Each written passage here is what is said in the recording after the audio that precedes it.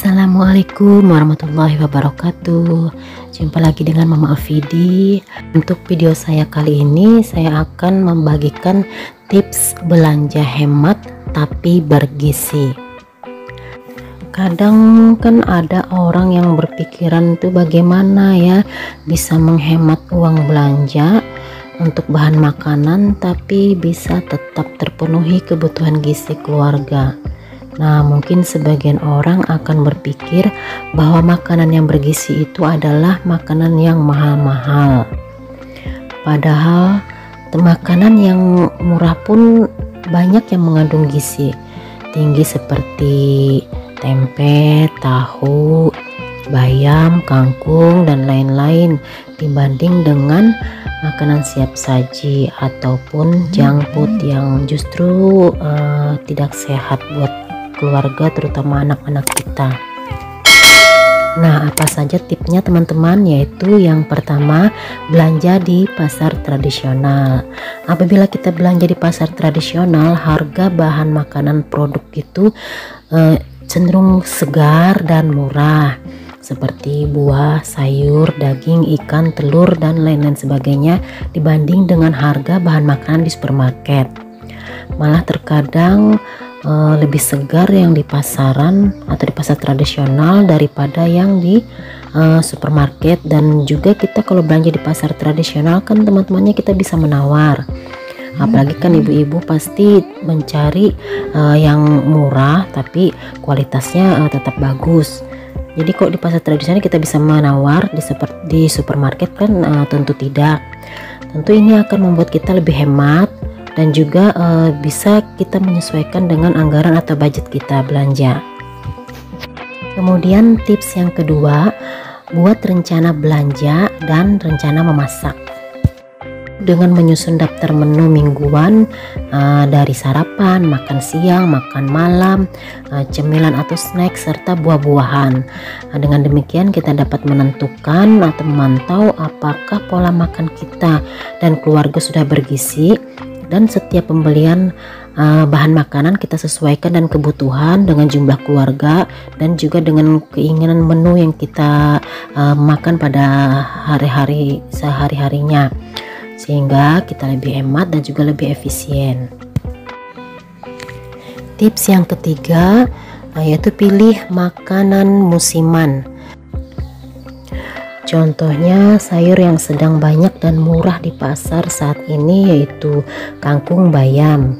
Nah, sedangkan untuk harga wortel lagi mahal atau lagi naik harganya.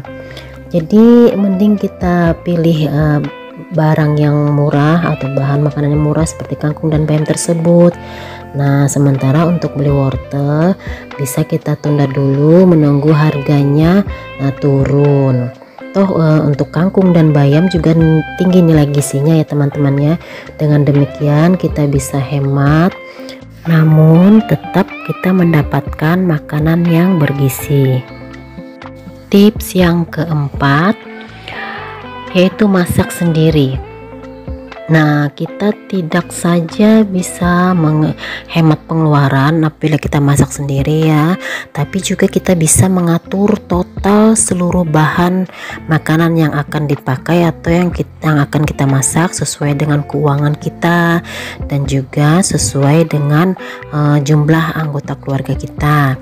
Selain itu juga mungkin kita sendiri bisa atur porsinya agar tidak berlebihan dan agar tidak terjadi pemborosan atau mubazir. Tips yang kelima yaitu hindari makanan olahan seperti makanan siap saji atau junk food ya, yang selain harganya mahal juga tidak sehat, apalagi untuk anak-anak ya. Lebih baik kita memilih makanan segar dan alami seperti buah-buahan, sayur-sayuran, dan lain-lain. Dengan kita menghindari makanan olahan, maka kita akan lebih bisa berhemat dalam belanja karena menghindari harga yang lebih mahal dan juga jauh lebih sehat makanan yang segar ketimbang makanan olahan. yang nantinya juga akan berpengaruh pada kesehatan kita dan juga berpengaruh pada keuangan kita, yang mana kesehatan kita harus tetap kita jaga dan keuangan kita juga harus kita tetap bisa jaga atau kontrol. Tips yang terakhir atau yang keenam yaitu belanjalah dalam jumlah yang besar. Nah, belanja dalam jumlah yang besar ini selain irit harga, juga irit tenaga, irit waktu, dan tentunya irit uang. Nah, seperti contohnya kita beli beras, kalau beli per kilo harganya 20.000, sedangkan kalau kita beli per karung harganya otomatis ada potongan dan lebih murah lagi. Dan lagi apabila kita belanja sedikit, tentunya kita akan lebih sering pergi ke pasar. Nah, itu akan menambah budget lagi untuk BBM, biaya parkir, terus belum lagi biaya jajan dan lain-lain. Dengan kita belanja dalam jumlah besar, otomatis kita akan menghemat waktu, biaya, tenaga, dan lain sebagainya. Nah, teman-teman, hemat pengeluaran dalam kita belanja bahan makanan itu bukan berarti kita harus mengorbankan asupan gizi, tetapi kita bisa menjaga keseimbangan anggaran rumah tangga sekaligus dapat memenuhi kebutuhan gizi harian rumah tangga kita. Kuncinya adalah perencanaan dan konsisten. Seiring berjalannya waktu, maka kita menjalankan itu akan berdampak positif pada kesehatan tubuh kita dan juga kesehatan keuangan kita.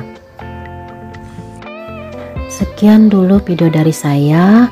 Semoga teman-teman bisa memahaminya dan bisa menerapkannya. Syukur-syukur ya teman-teman ya. Dan saya mohon maaf apabila ada salah kata. Sampai jumpa lagi di video saya berikutnya. Saya akhiri dengan assalamualaikum warahmatullahi wabarakatuh.